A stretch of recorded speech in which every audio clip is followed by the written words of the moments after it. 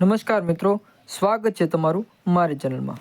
આજે આપણે આ વિડીયોની અંદર ગુજરાત પોલીસ કોન્સ્ટેબલ ભરતી વિશે વાત કરવાની છે, જેની અંદર મેડિકલ ટેસ્ટ વિશે આપણે આ વિડીયોની અંદર સંપૂર્ણ માહિતી મેળવવાની છે।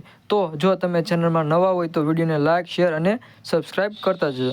માહિતી મળી રહી છે કે નવેમ્બરના અંત સુધીમાં કોન્સ્ટેબલનું પરિણામ આવી જશે, એટલે કે હવે આ મહિનાના છેલ્લા વીક એટલે કે હમણાં થોડાક દિવસમાં કોન્સ્ટેબલનું પરિણામ આવી જશે તેવી માહિતી મળી રહી છે।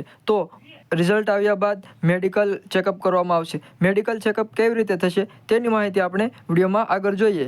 જો ઉમેદવારોને અહીં દર્શાવેલી શારીરિક ખામી હોય તો તેમને અયોગ્ય ગણવામાં આવશે। તે માટે ઉમેદવારે જો આવી કોઈ ખામી હોય તો તેમણે મેડિકલ ચેકઅપ કરાવી લેવો। જેમાં આપણે જોઈએ તો વાંકા ઢીંચણવાળા એટલે કે નોકની, ફૂલેલી છાતી, ત્રાંસી આંખ, સપાટ પગ, કાયમી અતિશય ફૂલેલી નસ એટલે કે વેરિકોસ, ફૂલેલો અંગૂઠો એટલે કે આડો ત્રાંસો અંગૂઠો, અસ્થિભંગ એટલે કે હાડકું ફ્રેક્ચર થયેલું હોય, સડેલા દાંત, શેપી ચામડીના રોગ, રંગ અધત્વની ખામી એટલે કે કલર બ્લાઇન્ડનેસ, આવી બધી કોઈ પણ પ્રકારની ખોટ હોય તો ઉમેદવારે મેડિકલ ચેકઅપ કરાવી લેવું, જેથી કરીને તેમને મેડિકલમાં કોઈ પ્રોબ્લેમ ન થાય।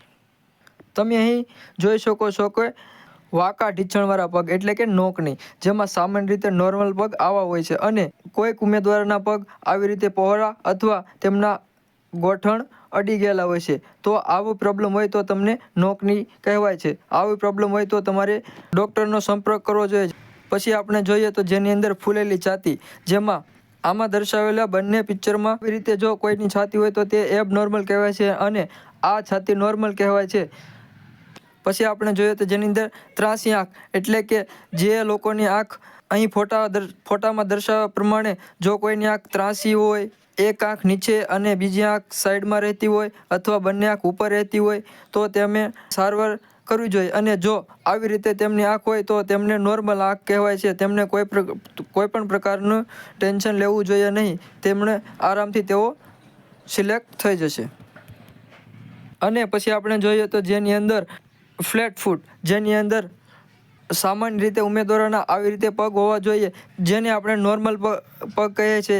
અને જો ઉમેદવારોના આવી રીતે પગ હોય તો તેમણે એબનોર્મલ પગ કહેવાય છે, જેની અંદર બે પ્રકારના હોય છે, એક આવી રીતે અને બીજા આવી રીતના, જેમાં ઉમેદવારોના પગનો નીચેનો પંજો વચ્ચેથી ઉપર રહેતો હોય છે અને એકમાં સપાટ પંજો હોય છે। કાયમી અતિશય ફૂલેલી નસ એટલે કે વેરિકોસ બધા ઉમેદવારોની અંદર જોવા મળે છે। આ પ્રકારમાં ઉમેદવારોના પગના પાછળના ભાગમાં નસો ફૂલેલી હોય છે, તેને આપણે વેરિકોસ કહીએ છીએ। આ કોઈ મોટી બીમારી નથી, આ યોગ્ય ટ્રીટમેન્ટ લેવાથી દૂર થઈ જતી હોય છે। ફૂલેલો અંગૂઠો એટલે કે હેમર્ટો, જેની અંદર ઉમેદવારોનો અંગૂઠો સામાન્ય રીતે એક બાજુ વળેલો હોય છે, જે તમે અહીં જોઈ શકો છો। અસ્થિભંગ એટલે કે ઉમેદવારોનું હાડકું ભાંગેલું ન હોવું જોઈએ। જો ઉમેદવારોનું હાડકું ભાંગેલું હોય તો પણ ઉમેદવારોને પ્રોબ્લેમ થઈ શકે છે। પછી સડેલા દાંત હોય તો ઉમેદવારોએ ડેન્ટલનો સંપર્ક કરી અને તેમને યોગ્ય ટ્રીટમેન્ટ લેવી જોઈએ। અને પછી શેપી ચામડીના રોગ, જેની અંદર ઉમેદવારોને ચામડીના રોગ હોય તો ઉમેદવારે જલ્દીથી ડૉક્ટરની સારવાર લેવી જોઈએ, જેથી કરીને તેમને મેડિકલમાં કોઈ પણ પ્રકારનો પ્રોબ્લેમ ન થાય।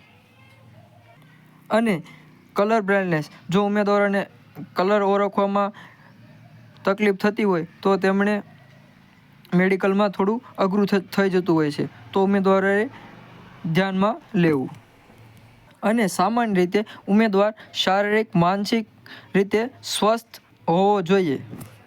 આમ કોઈ ગુજરાત પોલીસ કોન્સ્ટેબલનું મેડિકલ કોઈ હાર્ડ હોતું નથી। ઉમેદવારોએ સામાન્ય રીતે કોઈ પણ પ્રોબ્લેમ હોય તો તેમણે અત્યારથી જ ચેકઅપ કરાવી લેવું, જેથી કરીને મેડિકલ આવે તે સમયે તેમને કોઈ પણ પ્રકારનો પ્રોબ્લેમ ન થાય। આમ વિડીયો ગમ્યો હોય તો વિડીયોને લાઇક, શેર અને સબસ્ક્રાઈબ કરજો।